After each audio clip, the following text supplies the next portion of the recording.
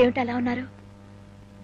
ఇంట్లోనే సమస్యలు అనుకుంటే ఆఫీస్లో కూడా మనశ్శాంతి లేకుండా పోయింది. పనిసరిగా చేయలేకపోతున్నాను. అందుకు నేనేదైనా చేయాలంటారా? ఎస్, మీ తమ్ముళ్ళని చెల్లని హాస్టల్లో చేరిస్తే బాగుంటుంది. అప్లికేషన్ ఫామ్స్ కూడా తెచ్చాను. అంటే ఈ ఇంట్లో సమస్యలన్నిటికీ నా చెల్లి తమ్ముళ్లే కారణం అంటున్నారా? కారణం ఎవరని కాదు, నాకు మనశ్శాంతి కావాలి. చూడండి, పిల్లలున్న ఇంట్లో చిన్న చిన్న తగాదాలు గొడవలు రావటం సహజం. మీ అమ్మగారు నా మాటలు విని మీరు ఇలాంటి నిర్ణయం తీసుకోవడం ఏ సమంజసంగా లేదు. నేనెవరి మాటలు విని నిర్ణయం తీసుకోలేదు. ఇది పూర్తిగా నా ఆలోచన, నా అభిప్రాయం. నా చెల్లెలు తమ్ముళ్ళు ఈ ఇంట్లో ఉండకూడదని మీ అమ్మగారు అనడం న్యాయమేనండి. ఎందుకంటే ఇది ఆవిడ ఆస్తి కనుక. కానీ మీరు హాస్టల్లో చేర్పిస్తానంటున్నారే, ఇది మాత్రం న్యాయం కాదండి. అంటే వాళ్ళని హాస్టల్ చేర్చడం తప్పంటావా? అవును అవును. ఒకడు సరిగ్గా నడవలేని పసివాడు, మరొకడు వయసు బుద్ధి లేని చిన్నవాడు, ఇంకో పిల్ల రేపో మాపో పెద్ద మనిషి కాబోయే ఆడపిల్ల. వీళ్ళని తీసుకెళ్లి హాస్టల్లో పడేయటం తప్పేనండి. సర్లే, ఎంతకంటే ఇబ్బందులు ఉన్న పిల్లలు హాస్టల్లో చాలా మంది ఉన్నారు, అది నీకు తెలుసా? కానీ వీళ్ళు ఎవరు లేని అనాథలు కాదండి. నేను అక్కనున్నానండి. వీళ్ళని ఎందుకు హాస్టల్లో చేర్చాలి? ఈ ఇంట్లో ఉండొద్దు అని మా అమ్మంటూ న్యాయం అంటాం, నేను హాస్టల్లో చేర్చమంటూ అన్యాయం అంటాం. మరి నన్ను ఇప్పుడు ఏం చేయమంటావు? నా చెల్లి తమ్ముళ్ళు జీవితాలు కాస్త దారిలో పడే వరకు మనం వేరుగా ఉంటే మంచిదంటాను. అంటే నీ ఉద్దేశం మనిద్దరం వేరే కాపురం పెడతామంటావా? నా చెల్లి తమ్ముళ్ళని సరిదిద్దుతో నిన్ను పెళ్లి చేస్తున్నాను, వాళ్ళని వదిలేసి మనం సెపరేట్ గా ఉందామంటావా? వాళ్ళకి అమ్మా నాన్న ఉన్నారండి, ఆస్తి ఐశ్వర్యం ఉంది, వాళ్ళ బ్రతుకులు బాగానే ఉంటాయండి.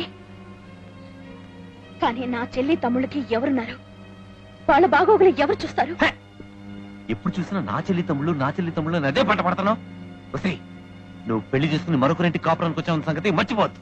కాపురానికి మరొకరింటికి వచ్చినంత మాత్రాన ఆడది పుట్టింటిని మర్చిపోవాలంటారా? పుట్టింటిని మర్చిపోమని నేను చెప్పలేదే, కానీ పద్ధతులు గుర్తుంచుకోమంటున్నాను. నువ్వు నాకు భార్యవి, ఇంటి కోడలివి.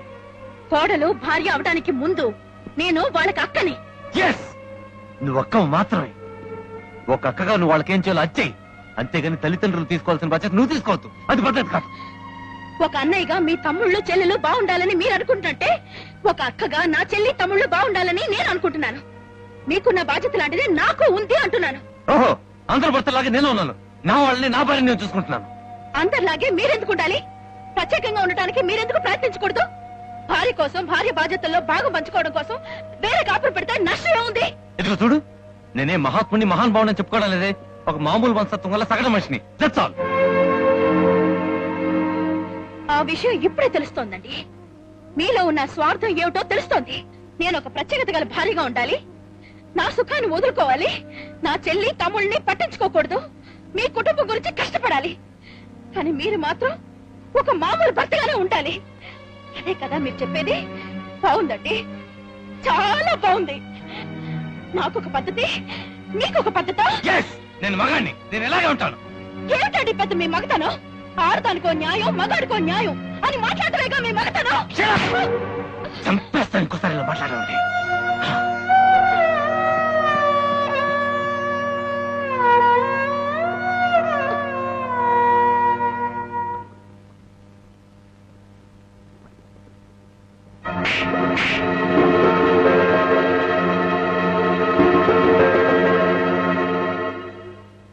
రాజు, లక్ష్మి, రాజు. ఏం కాదు. రోజా, మా చెల్లి తమ్ముళ్ళు కనిపించారా? లేదు వదినా, పొద్దున్నుంచి కనిపించలేదు. కనిపించలేదా? ఎక్కడికి వెళ్ళి ఉంటారు? మావయ్య, మా చెల్లి తమ్ముళ్ళు కనిపించడం లేదు. కనిపించట్లేదా? ఇల్లంతా బాగా వెతికావా? అన్ని చోట్ల వెతికాను మావయ్య, ఎక్కడా లేరు.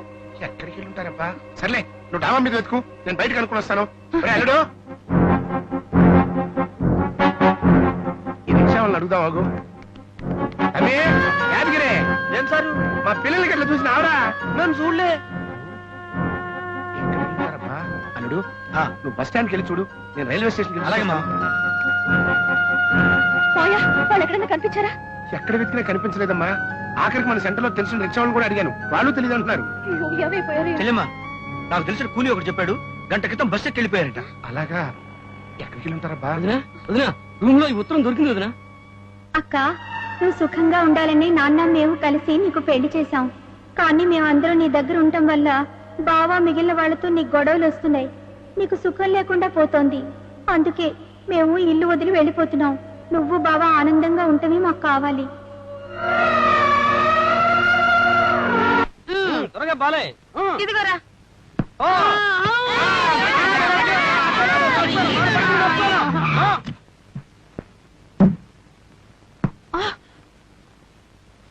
స్కూల్ కు టైం అవుతుంటే ఆటలేమిటి?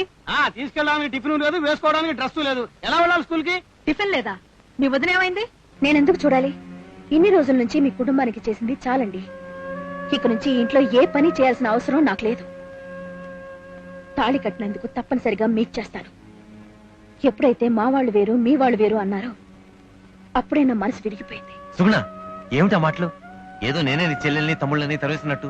అవును, మీరు మీ అమ్మ కలిసి పథకం పన్ని ఆ పసివాళ్ళని బయటకు తరిమేశారు. మీ మనసులో వాళ్ళ మీద కొంచెం ప్రేమ అభిమానం ఉండుంటే వాళ్ళు ఇల్లు వదిలి వెళ్ళిపోయేవారా? నాకు ఈ పెళ్లి వద్దు వద్దు అంటే వినిపించుకోలేదు మా నాన్న. అసలు నేను ఎందుకు పుట్టానని ఏడుస్తున్నాను. పుడితే పుట్టాను, కనీసం మగాళ్ళ అయినా పుట్టలేదు.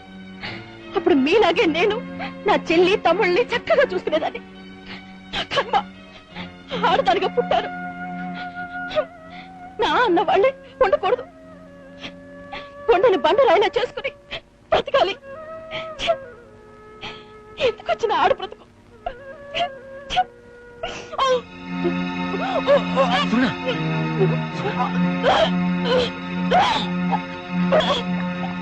మిస్టర్ రవి, కంగ్రాట్స్, మీరు తండ్రి కాబోతున్నారు. వస్తానమ్మా, వెళ్ళొస్తానండి. అమ్మా, నువ్వు నాయనమ్మ కాబోతున్నావు. తల్లైనందుకు ఎంత బాధపడుతుంది, ఇంకా నాయనమ్మైంది అంటే పెదవా. నేను తాతనయ్యానని చెప్పచ్చు కదా. నువ్వు తాత కాబోతున్నావు. చూడమ్మా సుగుణ, పండంటి మనవని కనిచ్చేసాయి. అచ్చు నాలాగా పెంచుకుంటాను, కానీ ఎల్లరికానికి మాత్రం ఒప్పుకోను. ఎన్నో రాత్రులు వస్తాయి, కానీ ఇది ఏ తొలిరేయి.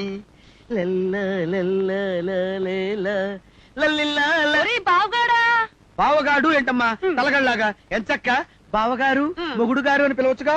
అది కాదురా, నా గదిలోకి ఎందుకు వచ్చావమ్మా? చాలా పనుండి వచ్చానమ్మా. మరి ఇప్పుడు మన ఇద్దరు తర్వాతనే కదా మీ అన్నయ్య కొద్దికి పెళ్ళైంది. అవును. మరి ఆవిడ చూడు ఎంచక్క వాంతులు చేసుకుంటుందో. మరి నువ్వెప్పుడు బుళ్ళుక్కు బుళ్ళుక్కు మని వాంతులు చేసుకుంటావు? వాంతంటే నాకు అసహ్యం. నువ్వే చేసుకురా. నేను చేసుకోవాలా? నేను వాంతులు చేసుకుంటే కలరా అనుకుంటారమ్మా. నువ్వే చేసుకోవాలమ్మా వాంతులు. ఒరే, వాన్ చేసుకుంటే ఏం వస్తుందమ్మా? నాలాగా అందమైన పిల్లలు పుడతారమ్మా. నిజంగానా? అయితే నేను ఇప్పుడే వాన్ చేసుకుంటా. వాంతి చేసుకుంటే పిల్లలు పుట్టరే. పిల్లలు పుట్టాలంటే కొన్ని ఆటలు ఆడాలి. ఏం ఆటలు? చెప్తా కదా. ఇప్పుడు ఇవేంటి? తెలీదా?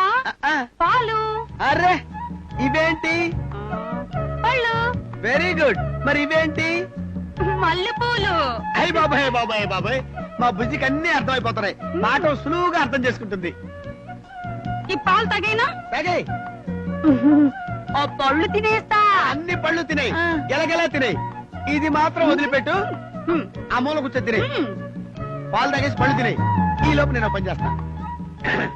పుడతాడు బాబొకడు మాకు, వాడి పేరేంటో నాకింకా తెలియదు. దీని బ్రెయిన్ మాత్రం వాడికి రాకూడదు. పుడతాడు మాకొకడు బాబు, పిచ్చి మా బాబుకి జోలలాలి, చిన్ని మా తండ్రికి లల్లి లాలి, పిచ్చి మా బాబు.